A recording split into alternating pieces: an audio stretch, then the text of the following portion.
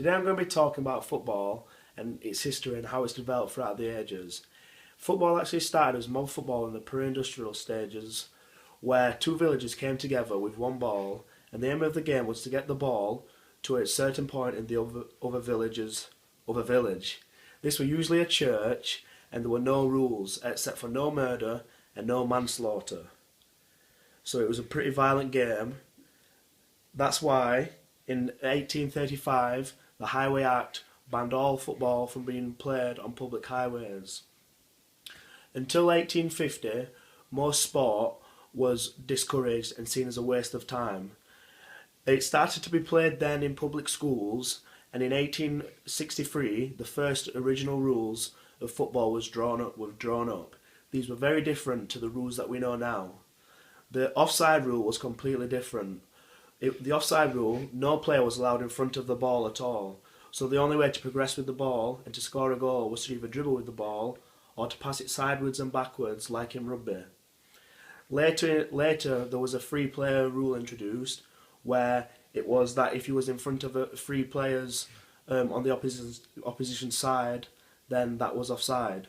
Later it progressed to the rule that we know today, where you're allowed to be in front of all the players except for two.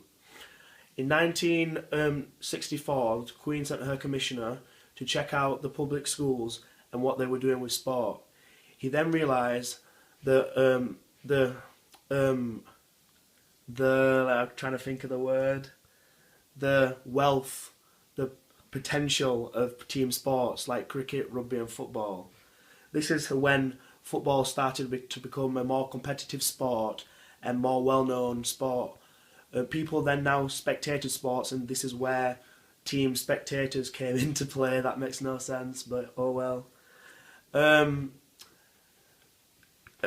As football became more popular, more money was generated by it because people were having to pay to watch games now. It became bigger and bigger, and there were more media coverage. As the media has got bigger in this world. That makes no sense again, but oh well. Times of football has changed, so teams now play on a Saturday and a Tuesday to fit more games in at different times so that people can now watch it on TV.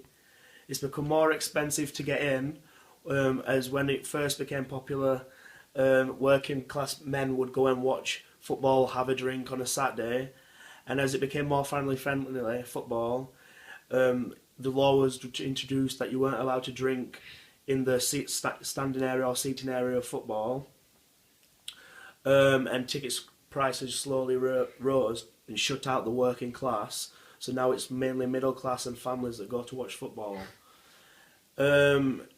Because of the family orientation now, the game is a lot less violent. In the 1990s, tackling from behind was banned, and you're not allowed to use obscene language and be disrespectful now. You get more fines for doing ungentlemanly things that would be bad to show towards children, because footballers are now role models because of